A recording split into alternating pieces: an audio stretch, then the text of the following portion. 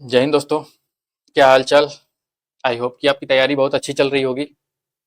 आज हम यूजीसी के बिल के बारे में देखेंगे जो 2026 में आया है। आज देखेंगे कि यूजीसी ने क्या नए बदलाव किए हैं। देखिए, यूजीसी द्वारा उच्च शिक्षण संस्थानों में समता के संवर्धन हेतु विनियम 2026 लाया गया है। ठीक है। यूजीसी का फुल फॉर्म क्या हुआ? तो university grants commission. University grant commission, इसको हिंदी में बोलते हैं विश्वविद्यालय अनुदान आयोग। इसका हम परिचय देखते हैं और पृष्ठभूमि। तो देखिए, इसका उद्देश्य क्या है। तो उच्च शिक्षण संस्थानों में धर्म, नस्ल, जाति, लिंग, जन्म स्थान या दिव्यांगता के आधार पर भेदभाव को समाप्त करना। ठीक है। इसका कानूनी आधार क्या है? तो यह विनियम राष्ट्रीय शिक्षा नीति 2020 के पूर्ण समता एवं समावेशन के विजन पर आधारित है। ठीक है। प्रभावी तिथि क्या है इसकी? तो यह कब लाया गया है? तो यह 13 जनवरी 2026 को प्रभावी हुआ है और यह भारत के सभी हायर एजुकेशन इंस्टीट्यूशन पर लागू होता है। ठीक है। ये है इसका परिचय। अब हम आते हैं इसके महत्वपूर्ण परिभाषा पे। देखिए, परिभाषा इसकी जैसे भेदभाव, इसमें भेदभाव को स्पष्ट किया गया है। किसी भी हितधारक के विरुद्ध धर्म, जाति, लिंग आदि के आधार पर किया गया कोई भी अनुचित या पक्षपातपूर्ण व्यवहार, चाहे वह प्रत्यक्ष हो या अप्रत्यक्ष हो, भेदभाव के श्रेणी में आएगा। ठीक है। समता देखते हैं। तो सभी हितधारकों के लिए उनके वैध अधिकारों के प्रयोग हेतु अवसर और पात्रता का एक समान धरातल है। ठीक है। तो इसमें क्या किया गया है, तो जितने भी हितधारक हैं उनको वैध अधिकार प्रदान किया गया है। ठीक है। और इसमें हितधारक कौन कौन है?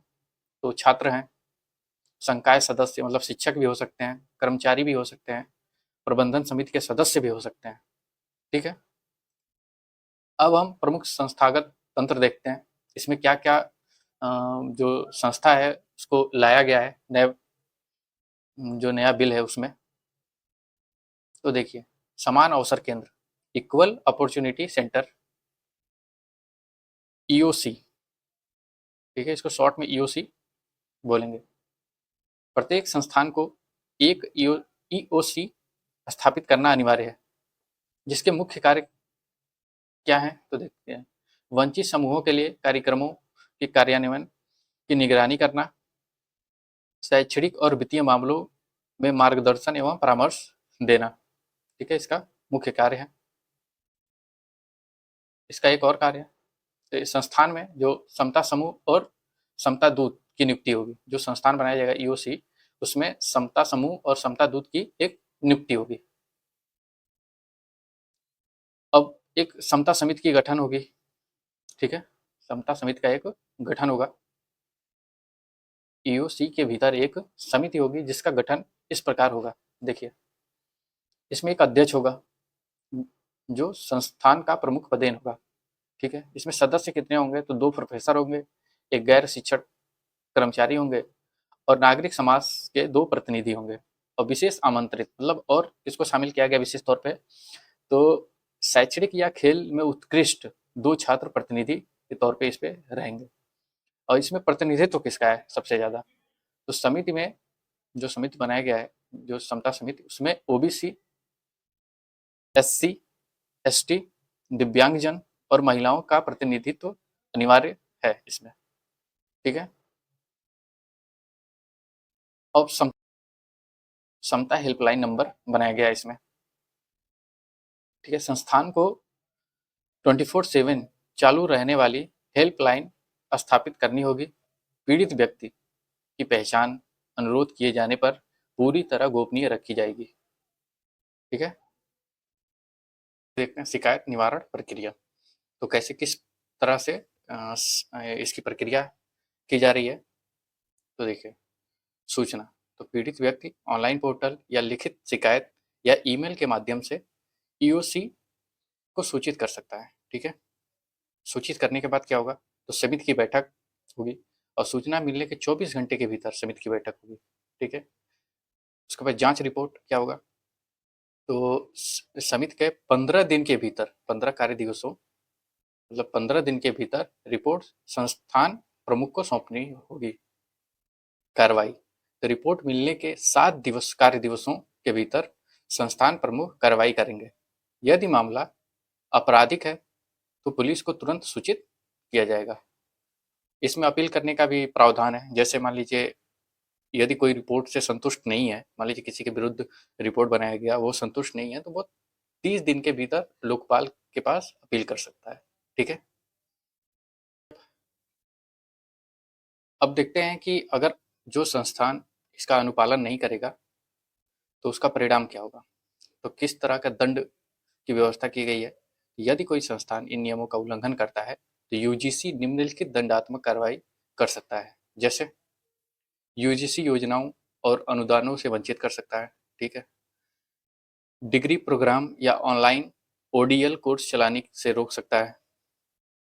ठीक है, यूजीसी अधिनियम की धारा 2F और 12B की मान्यता प्राप्त सूची से हटा सकता है।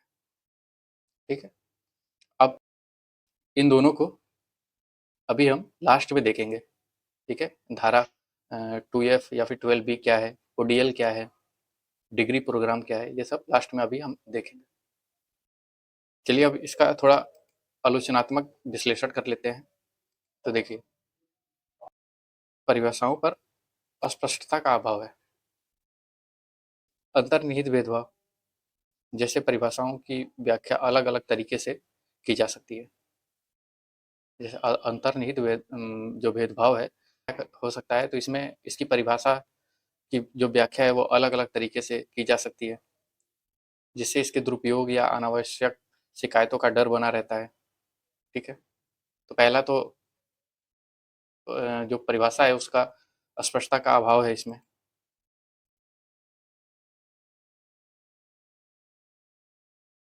पहचान और गोपनीयता की चिंता है, जैसे हालांकि नियमों में गोपनीयता का प्रावधान है, लेकिन परिसरों में समता दूत और समता समूह द्वारा की जाने वाली निगरानी से छात्रों और कर्मचारियों के बीच अविश्वास का माहौल पैदा होने की आशंका जताई जा सकती है।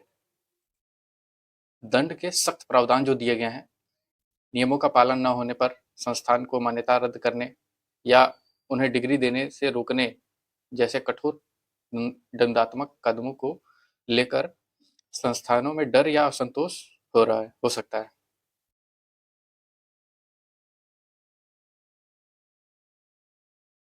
प्रशासनिक बोझ, तो क्या हो सकता है, प्रशासनिक बोझ भी हो सकता है इससे। क्या, तो छोटे महाविद्यालयों के लिए 24/7 हेल्पलाइन चलाना, विभिन्न समितियों का गठन करना कठिन हो सकता है। हर 6 महीने में विस्तृत जनसांख्यिकी और ड्रॉप आउट रिपोर्ट प्रकाशित करने की अनिवार्यता को अतिरिक्त कागजी कार्रवाई माना जा सकता है। आइए अब हम इसमें जो दंड का प्रावधान दिया गया है, जो अनुपालन न करने पर संस्थाओं को दंड दिया जाएगा, उसको विशेष तौर पे देखते हैं। जैसे डिग्री प्रोग्राम या ऑनलाइन ओडीएल कोर्स चलाने से रोकना। इसका मतलब क्या हुआ, तो संस्थान में शैक्षिक गतिविधियों पर सीधी पाबंदी लगा दी जाएगी। डिग्री प्रोग्राम पर रोक का मतलब क्या हुआ, तो संस्थान नए छात्रों की डिग्री पाठ्यक्रमों जैसे बीए, बीएससी, बीटेक आदि में प्रवेश नहीं दे पाएंगे, न ही नए डिग्री कोर्स शुरू कर पाएगा। ऑनलाइन और ODL open and distance learning पर रोक, संस्थाओं को मुक्त एवं दूरस्थ शिक्षा जैसे पत्राचार पाठ्यक्रम या पूरी तरह से ऑनलाइन माध्यम से चलने वाले किसी भी प्रोग्राम को संचालित करने के अधिकार से वंचित कर दिया जाएगा। ठीक है, अब दूसरी, आइए हम यूजीसी के अधिनियम की धारा 2F और 12B को देखते हैं अच्छे से। तो यह किसी भी संस्थान के लिए सबसे गंभीर कार्रवाई है, क्योंकि यह उसकी मान्यता और फंड से जुड़ी है। जैसे मान लीजिए धारा 2F क्या कहता है, तो अगर धारा 2F से हटा दिया जाएगा तो इस धारा के तहत संस्थाओं को विश्वविद्यालय या कॉलेज के रूप में मान्यता मिलती है। इस सूची से हटाए जाने का मतलब संस्थान की कानूनी मान्यता पर संकट आ जाएगा और वह एक आधिकारिक उच्च शिक्षा संस्थान नहीं कहलाएगा। धारा 12B से हटाना। तो धारा 12B क्या है? अगर इससे हटाया जाएगा तो क्या होगा? तो यह धारा केंद्र सरकार या यूजीसी से वित्तीय सहायता प्राप्त करने के लिए अनिवार्य है। ठीक है, इससे क्या होता है, इसी धारा के तहत केंद्र सरकार और यूजीसी किसी भी संस्थान को वित्तीय सहायता प्राप्त करता है और इस सूची से हटाए जाने के बाद संस्था को भविष्य में सरकार से मिलने वाला कोई भी पैसा या फंड मिलना बंद हो जाएगा। धन्यवाद ये पूरी वीडियो देखने के लिए। अगर आपको ये वीडियो पसंद आया तो आप चैनल को सब्सक्राइब करें